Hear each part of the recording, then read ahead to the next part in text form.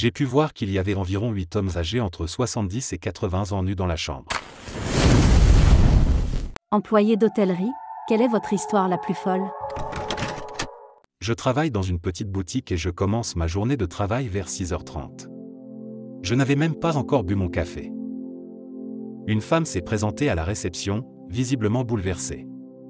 Elle me dit « Je ne trouve pas mon mari. Il n'est pas dans la chambre et tous ses vêtements sont encore là. Il est somnambule et je crains qu'il ne soit passé dans une autre pièce. » À ce stade, je commence à rire un peu, mais je m'arrête rapidement à l'idée qu'une femme en train de crier trouve un étranger nu dans sa chambre. La première chose à faire est de vérifier la vidéosurveillance. Nous montons au premier étage. Notre système de vidéosurveillance se trouve en fait à l'arrière de notre entrepôt de linge, et j'emmène la femme avec moi, sans trop savoir pourquoi je l'ai fait, probablement parce qu'elle voulait venir. Dès que j'ai ouvert la porte et allumé la lumière, j'ai vu son mari nu qui dormait étendu sur nos housses de couette, une moitié ouverte le recouvrant. Elle l'a réveillé et, bien sûr, il n'avait aucune idée de l'endroit où il se trouvait. Elle l'a enveloppé et l'a ramené dans son lit. Ils ont vérifié plus tard, et le mec était très timide. Je lui ai dit de ne pas s'inquiéter, car il m'avait donné une belle histoire à partager, et je lui ai fait savoir que j'en parlerais à tous ceux qui voudraient l'écouter. Et j'ai bien l'intention de le faire. Un invité se trouvait sur le parking, brandissait une arme et menaçait de tirer sur l'établissement, ce qui a entraîné un face-à-face tendu avec les policiers pendant environ 1 heure avant qu'ils ne l'arrêtent. L'idée à l'origine de tout ça? Lui, son pote et la femme de son pote étaient sortis ce soir-là avec l'intention de faire un plan à 3, mais elle s'est dégonflée à la dernière minute. Ils l'ont enfermé hors de la pièce lorsqu'il a commencé à s'énerver. Alors, oui, il était tellement ivre et voulait tellement faire son plan à 3 qu'il a décidé de menacer tout un hôtel. Je nettoie des chambres un été, j'entre dans la salle de bain d'un client et je remarque des serviettes roulées sur le sol, ce qui est assez courant. Je commence à les ramasser, mais en dessous, il y a un tas de merde humaine. J'ouvre le rideau de douche et je commence à sentir une odeur très forte. La baignoire est remplie d'excréments humains, mélangés à de la pisse. Les toilettes sont propres. On dirait qu'elles n'ont même pas été utilisées. J'ai démissionné ce jour-là. 3 clients me viennent à l'esprit. Les clients ont utilisé des serviettes pour nettoyer leur cul, les ont étalés sur les murs et se sont moqués du personnel d'entretien lorsqu'ils sont venus nettoyer. Une jeune femme a collé son tampon usagé sur le plafond de la salle de bain, le sang a agi comme une colle et il a fallu l'enlever. Des invités ont laissé du lait périmé de 3 semaines dans le réfrigérateur. Mais ils ne sont restés dans la maison que 3 jours, ce qui signifie que le lait était déjà périmé depuis 2 semaines et demie lorsqu'ils sont arrivés. Qui se promène avec du lait périmé? De nombreux clients de l'hôtel étaient présents pour une conférence. Un soir, un type est sorti de sa chambre pour se rendre dans la chambre à côté, vêtu uniquement d'un drap de lit enroulé autour de son corps de la tête aux pieds, et du sang dégoulinant de son visage. Ce type avait l'air hors de lui, soit parce qu'il avait subi une commotion cérébrale, soit parce qu'il était en état d'ébriété, soit parce qu'il était sous l'emprise de drogue, soit un mélange des 3. Il a informé la sécurité qu'il s'était battu avec son copain. 2 agents de sécurité, dont un superviseur, se sont donc rendus dans la chambre pour interroger l'autre homme, tandis qu'un autre agent de sécurité a attendu l'arrivée d'une ambulance. Dans la chambre, la sécurité a été informée que le mec ensanglanté était ivre et avait chié dans l'un des lits. En fait, les 2 hommes étaient gays et voulaient passer à l'acte pendant que la famille de celui qui avait la chambre visitait la ville. Les 2 hommes étaient des collègues de travail qui participaient à une conférence. Apparemment, le père de famille avait donné la clé de la chambre à son amant en espérant qu'il passerait à l'acte pendant les heures de conférence. De retour à la grande chambre, le responsable de la sécurité transmet l'information au petit ami ensanglanté, ce qui met ce dernier hors de lui. Il a plaqué le responsable de la sécurité au sol. Du sang et de la merde maculent la moquette de l'hôtel et le costume du superviseur, qui finit par menotter le petit ami ensanglanté. Les flics sont appelés, et le type est emmené avant d'être inspecté par les médecins. La morale de l'histoire, si vous voulez tromper votre femme avec quelqu'un d'autre dans un hôtel, faites vos affaires dans la chambre la plus petite et la plus laide, et non dans la grande suite coûteuse que vous partagez avec votre famille. En résumé, un père de famille surprend son petit ami en état d'ébriété dans un lit taché de merde, lui donne un coup de pied au cul à moitié nu, qui se fait ensuite à nouveau botter le cul à moitié nu par le superviseur de la sécurité. Vers le milieu de la nuit, une femme nue est tombée du balcon du 9e étage. J'étais le premier sur place et je l'ai vue mourir. Elle a pris quelques respirations agoniques et personne n'a rien pu faire car elle a été pulvérisée à l'intérieur. L'histoire raconte qu'elle et son copain s'adonnaient à des jeux de bondage, mais il s'est réveillé et a vu qu'elle avait utilisé un drap de lit pour se pendre au balcon, l'autre extrémité étant attachée au pied d'un canapé. Il a coupé le drap de lit avec un couteau de boucher pour l'empêcher de se pendre, mais elle est tombée. Elle avait un coin du drap coupé autour de son cou dans un demi-attelage lâche. Il est difficile de croire à son histoire, mais il n'a pas été inculpé. J'ai un ami qui possède un petit hôtel juste à côté d'une autoroute.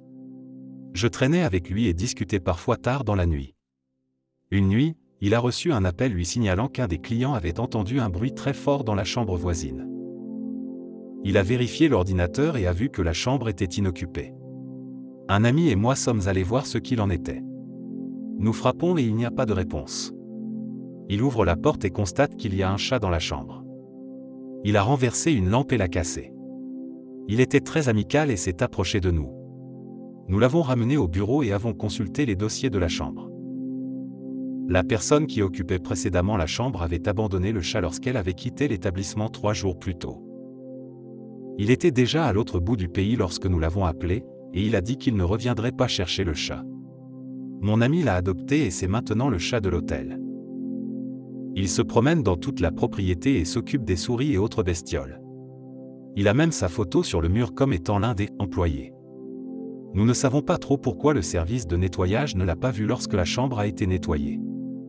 Nous pensons que l'aspirateur a effrayé le chat et qu'il s'est caché quelque part. L'ancien propriétaire a quand même fait une erreur en laissant le chat derrière lui.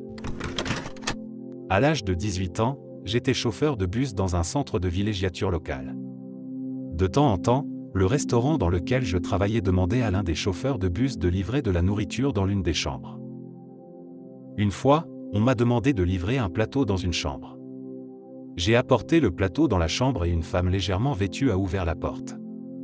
Je ne suis jamais entré dans la chambre, mais j'ai pu voir qu'il y avait environ 8 hommes âgés entre 70 et 80 ans nus dans la chambre.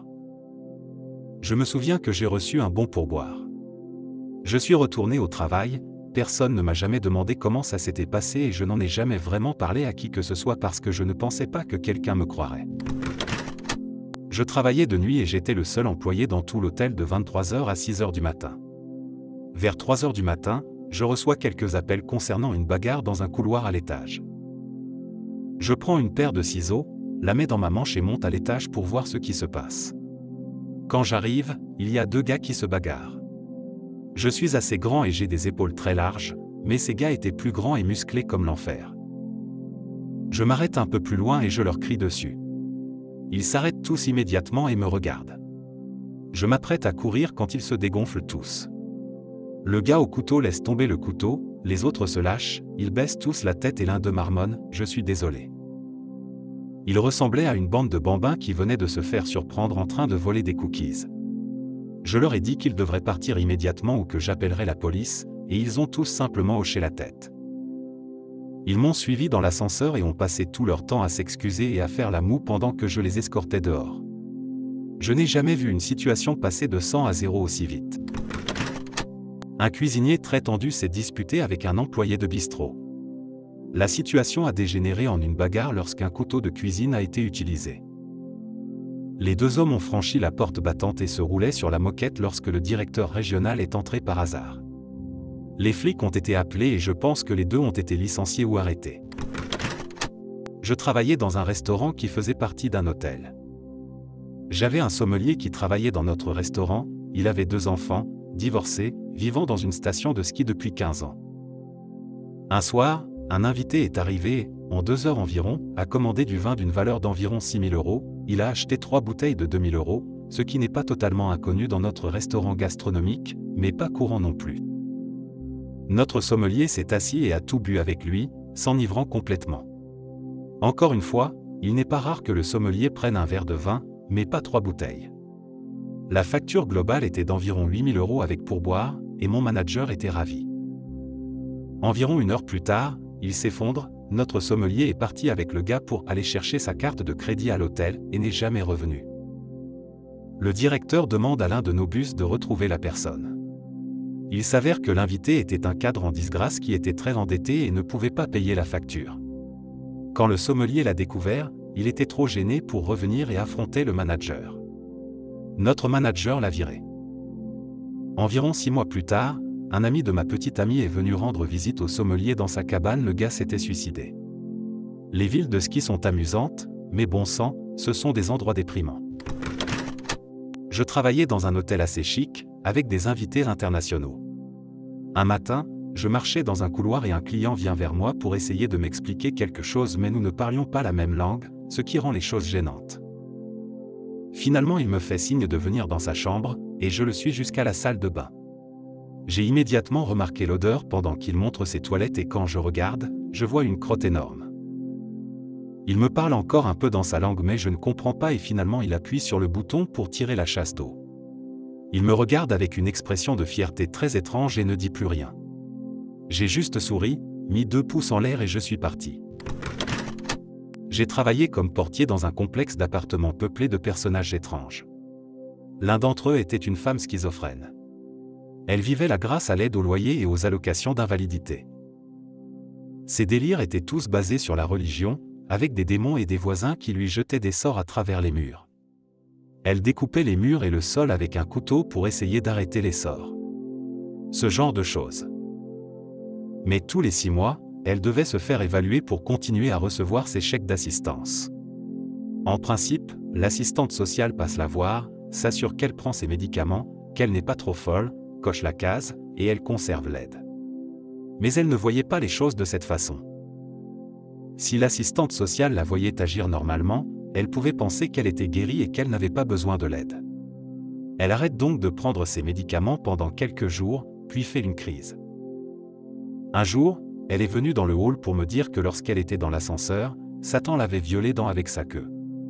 J'ai vérifié l'ascenseur, pas de Satan, pas d'ectoplasme, rien. Je lui ai alors demandé si elle avait été violée par un homme dans l'ascenseur. Étant donné le type de résident que nous accueillons, c'était tout à fait possible. Cela a pris du temps, mais elle m'a dit que c'était le vrai Satan, de couleur rouge, avec une fourche, des cornes et une queue pointue. Elle devait aller à l'hôpital parce qu'elle avait maintenant un démon à l'intérieur de son corps. J'ai donc dû appeler une ambulance. Avant que l'équipe du SAMU n'arrive, 2 flics arrivent. L'un d'eux est très ennuyé d'être là. Et il est encore plus ennuyé par le fait que sa partenaire semble sincèrement intéressée à entendre parler de Satan, de démons et de voisins qui jettent des sorts à travers les murs pour l'exciter. Le SAMU arrive, apporte un brancard et l'installe. Ils prennent ses signes vitaux et lui disent qu'ils vont l'emmener à l'hôpital catholique. La compagnie d'ambulance reçoit probablement de l'argent pour certains transferts et insiste donc pour qu'elle aille à l'hôpital catholique. Elle veut aller à l'hôpital juif, qui est non seulement plus grand, mais aussi beaucoup plus proche. Il y a une impasse entre son souhait d'aller à l'hôpital juif et celui de l'équipe d'ambulanciers d'aller à l'hôpital catholique. Normalement, les souhaits de la patiente devraient être respectés, mais l'équipe du SAMU ne veut pas que son patron lui reproche de ne pas avoir perçu de commission. Finalement, l'ambulancier dit « Vous avez été violé par Satan et vous avez un démon en vous, n'est-ce pas ? Dans ce cas, il faut aller chez les catholiques parce que les juifs ne savent pas comment enlever les démons et que les catholiques le font tout le temps. » Elle dit ok et saute dans l'ambulance. Quelques jours plus tard, elle reprend ses médicaments, l'assistante sociale assiste à son épisode de folie et les chèques continuent d'arriver pendant 6 mois. Merci d'avoir écouté jusqu'à la fin. N'hésitez pas à vous abonner et à aimer la vidéo. Vous pouvez aussi partager vos histoires et opinions en commentaire. À la prochaine vidéo.